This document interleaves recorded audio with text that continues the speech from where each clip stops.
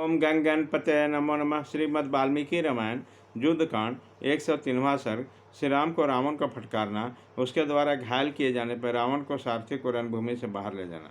श्री रामचंद्र जी के द्वारा क्रोधपूर्वक अत्यंत पीड़ित किए जाने पर युद्ध की इच्छा रखने वाले रावण को महान क्रोध हुआ। उसका नेत्र अग्नि के समान प्रज्वलित हो उठे। उस पराक्रमी वीर ने अमरपूर्वक धनुष उठाया और अत्यंत कुपित होकर महासबर में श्री रघुनाथ जी को पीड़ित करना आरंभ किया।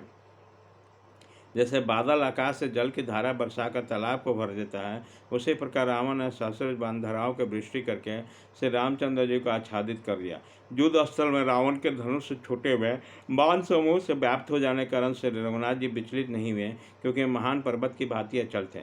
वह सम्रांगण में अपने बाणों से रावण के बाणों का निवारण करते हुए स्थिर भाव से खड़े थे।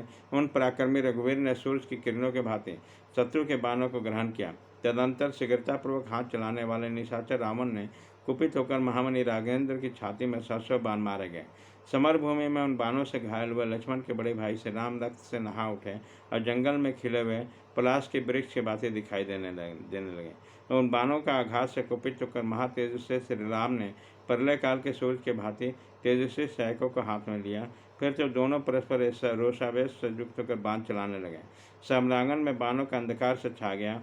उसी समय श्री राम और रावण दोनों एक दूसरे को नहीं देख पाते थे।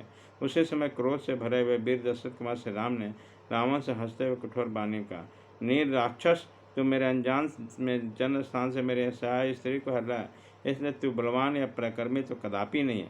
विशाल वन में मुझसे विलख हुई दीन अवस्था में विद्यमान विजय राजकुमारी को बलपूर्वक अपहरण करके तू अपने को सुरवीर समझता है।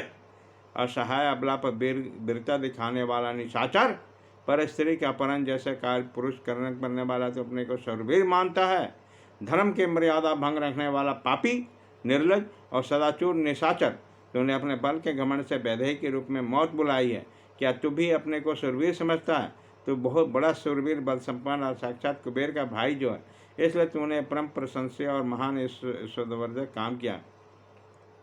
अभिमान पूर्वक किए गए उस निंदित और अहितकर पाप कर्म का जो महान फल है, उसे तू आज अभी प्राप्त कर ले। खोटी बुद्धि वाले निशाचर, तू अपने को शूरता से संपन्न समझता है, किंतु सीता को चोर की तरह चुराते समय तुमने तनिक भी लज्जा नहीं आई। यदि मेरे समीप तू सीता का बलपूर्वक अपहरण करता तो अब तक मेरे सहायकों से सारा मारा जाकर अपने भाई खर का दर्शन करना। मंद बुद्धि, सौभाग्य की बात है कि आज तू मेरी आंखों के सामने आ गया। मैं अभी तुझे अपने तीखे बाणों से जमलोक पहुंचाता हूँ। आज मेरे बाणों से कटकर रणभूमि की धूल में पड़े हुए जगमाते कुंडलों से युक्त तेरे मस्तक को मांस भक्षी जीव जंतु घसीटे।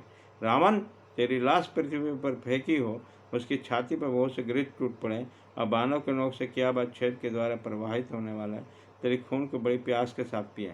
आज मेरी बाणों से विदीर्ण और प्राण शून्य होकर पड़े हुए तेरे शरीर की आंतों को पक्षी उसी तरह खींचें जैसे गरुड़ सर्पों को खींचते हैं।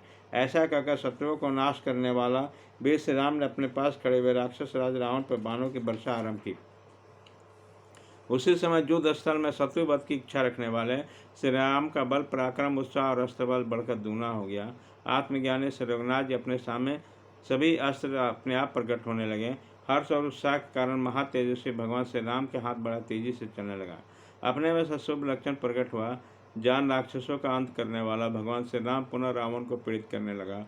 बाणों के चलाए हुए परस्त्रों श्री रामचंद्र जी के छोड़े हुए बाणों की वर्षा से हाथ होकर रावण का हृदय व्याकुल और विभ्रांत हो उठा। जब हृदय के व्याकुलता के कारण उसमें अपने उठाने और धनुष खींचने के और श्री राम के पराक्रम सामना करने की क्षमता नहीं रही, तब श्री राम के शीघ्रतापूर्वक चलाए हुए बाण एवं भांति भांति का उसकी मृत्यु का साधक बनने लगे। तब उसका मृत्यु काल के समीप आ पहुंचा। तब उसकी ऐसी अवस्था देखकर उसका रथ चालक सारथी बिना किसी घबराहट से उसके रथ को रणभूमि से दूर उठा ले गया। अपने राजा को शक्तिहीन देखकर रथ पर पड़ा हुआ देख रावण का सारथी मेघ के समान गंभीर घोष करने वाले उसको भयानक रथ को लौटाकर साथ ही भय के मारे समरभूमि से बाहर निकल गया। इस प्रकार श्री वाल्मीकि निर्मित आसमान आदि का युद्ध कांड में 103वां सर्ग पूरा हुआ।